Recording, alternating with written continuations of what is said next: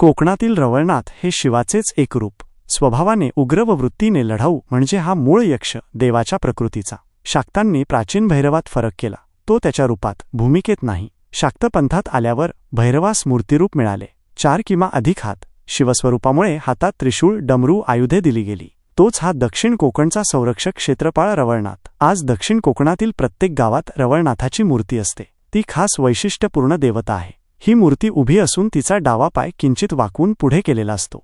उत्तर: दक्षिण कोकणासह गोमंतकात व्यापून राहिलेल्या श्री रवळनाथ या लोकदेवांच्या स्वरूपाचा मूलगामी अभ्यास करताना आदिना अंतरहस्याच्या काळ्याभोर कोंडीत ठाव घेण्यासाठी बुडी मारतो. त्यातील रहस्याचा थोडासा बोध हाती येतो. त्यावेळी आनंदाचे डोही, आनंद तरंग हीच मनाची अवस्था होते. दक्षिणेचा हा लोकदेव क्षेत्रपाल देव, जो सिंधुदुर्ग, गोमंतक व सीमेवरील कर्नाटक राज्याचा काही प्रदेश व्यापून राहिला आहे, या ग्रामदेवतेच्या, कुलदेवतेच्या, क्षेत्रपाल स्वरूपाचा हा अद्भुत प्रवासाचा मागोवा. अजस्त्र, प्रचंड, काळ्या कभिन्न पत्थरांचा, खोल दर्याखोऱ्यांचा, घनदाट जंगलांनी व्यापलेल्या सह्याद्रीच्या खलाटी वलाटीतील हा प्रदेश, सिंधू सागराच्या विळख्यातील हा प्रदेश, सारे आसमंत, आडमाप, आडदांड, सहज आकलन न होणारे, तसा हा प्रदेश प्रखर, उग्र, अवघड, हिंस्त्र, गतिमान व संघर्षयुक्त, प्रचंड पर्जन्यवृष्टीचा हा प्रदेश, बलवत्ता व अनिश्चितता यावर मात करू शकते. ती शक्ती प्रचंड ताकदीची पाहिजे. या लोकसंस्कृतीला ती दिसली शैवोपासनेत. येथून प्रवास सुरू झाला तो मूळ यक्षोपासनेचा.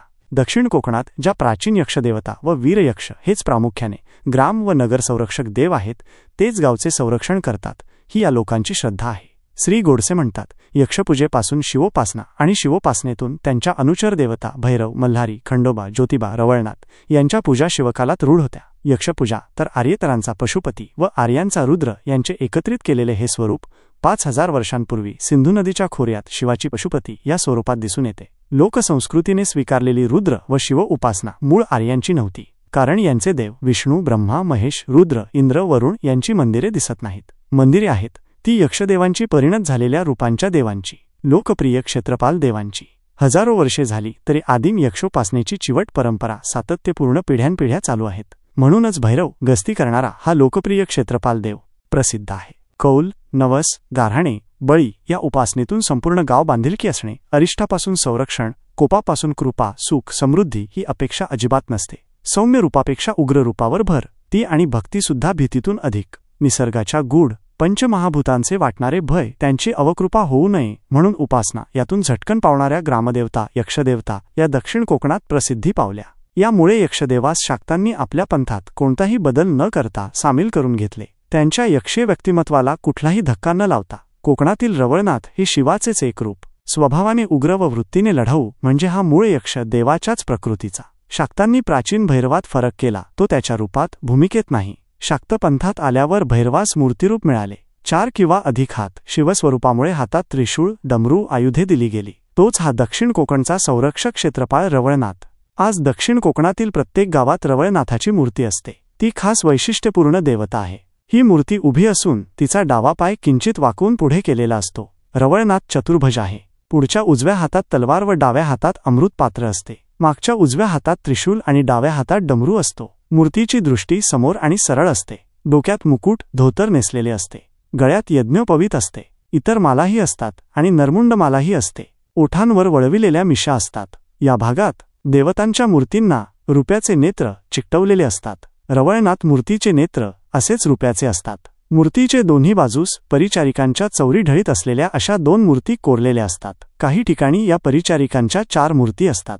कित्येक ठिकाणी मूर्तीच्या उजव्या बाजूस घोडा कोरलेला असतो. भोंबाडा असे म्हणतात. हेच देवीचे रूप पूजिले जाऊन तिला भूमिका देवी हे नाव आहे. या सर्व ठिकाणी रवळनाथ हा क्षेत्रपती म्हणून नांदत असतो. असे केदारनाथ व केदारेश्वर या नावातील पहिले पूर्वपद क्षेत्र दर्शविते. तसेच रवळनाथ किंवा रवळेश्वर या नावातील पहिले पद क्षेत्र प्रतीक आहे. आणि अन या उभेदाने रोयण रवणपासून रवळ हा शब्द बनला आहे. त्याचा गोमांतकीय मराठीत वारुळ हा अर्थ आहे. रवळेश्वर, रवणेश्वर अशी नावे उपलब्ध आहेत. त्यामुळे रवळ, रवण, रोयण हे पद सातेरीचे द्योतक आहे. रवळनाथ हा तिचा पती नाथ आहे. हे क्षेत्रपतित्व स्पष्ट होते. बऱ्याच ठिकाणी अश्व व सर्प हीच त्यांची वाहने आहेत. त्याचे प्रमुख वाहन कासवही मानले जाते. त्याचे दुसरे वाहन शेष आहे. तो सर्पालंकृत आहे व सर्प विस्तारकही आहे. असा क्षेत्रपाळ अनुक्रमे वारुळ आणि नाग ही प्रतीके वापरतो, जी उघड स्त्री पुरुष तत्वाची प्रतीके आहेत. त्यामुळे लोकधर्माच्या विश्वात जगाची मातापिता म्हणून सर्व देव मंडळात पूजनीय आहेत. रा. चिरंजीव ढेरे यांचे यावरील संशोधन अतिशय बहुमोल आहे. रवळनाथ हा कोणत्या देवाचा अंश असावा यावरून विद्वानांमध्ये भिन्न भिन्न कल्पना आहेत. श्री रवळनाथ हे रवळनाथाचे अपभ्रष्ट रूप असावे असा काहींचा तर्क असून कोकणी संशोधक कैलासवासी बांबार्डेकर यांनी त्याला दुजोरा दिला आहे. नाथपंथाचा कोकणात संचार झाल्यावर त्यांच्याबरोबर चेटूक-माटूकचे प्रकार येथे आले. मांत्रिकांनी आणि देवस्कीत बदल केला असे काहींचे मत आहे. परंतु रवळनाथ हे रेवळनाथ यांचे रूप आहे. नाथपंथीयांनी हा देव आणला असे मानता येत नाही. नाथपंथाचा प्रसार 9वे शतक हा निश्चित आहे. ही देवता त्याहून प्राचीन आहे. त्यामुळे रेवळनाथ हा रवळनाथाचा अवतार हा तर्क चुकीचा वाटतो. कोकणात रवळनाथाची कुळे असा एक वाक्प्रचार आहे. याचा अर्थ भूतावळ. शिवाचा आणि त्याचा भूतगणांचा संबंध प्रसिद्ध आहे. तो भूतनाथ म्हणून ओळखला जातो. म्हणून हा भूतपती म्हणजे भूतावळीचा धनी या नावाचा रवळनाथाशी संबंध जोडून कैलासवासी शणै गोयबाब आपल्या ऐन वेराळ या कोकणी पुस्तकात म्हणतात. रवळनाथ हा अगदी पूर्ववैदिक काळातील देव आहे यात संशय नाही. आता हे नाव त्याला केव्हापासून लागू झाले आहे हे पाहू. रवळनाथ यातील रवळ हा शब्द राऊळ याचे रूपांतर आहे. ख्रिस्त शकाच्या 3ऱ्या शकात बुद्धिधर्मी महायान संस्थापक नागार्जुन यांच्या गुरूंचे नाव राहुल भद्र असे होते. याही ब्राह्मणाने बुद्ध धर्माची दीक्षा घेतली होती. गौतम बुद्धांच्या मुलाचे नाव राहुल होते. यावरून बुद्धपूर्व वैदिक काळ हे नाव प्रचारात असणे शक्य आहे. याच काळात आपले पूर्वज राऊळनाथ हे नाव त्यांची भक्ती घेऊन कोकणात आले असावे. या नावाची देवळे इतर कोठेही नाहीत.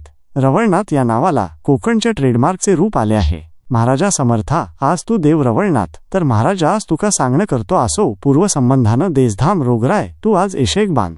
त्याला ते पूर्वेच्या गुंड्याच्या गणित पुरा करायला सांगतात. देशधाम दूर करून सेवाचाकरी करून घ्यायला सांगतात. हे ते देवाकडे बाळहट्टाने सर्व मागत असतात.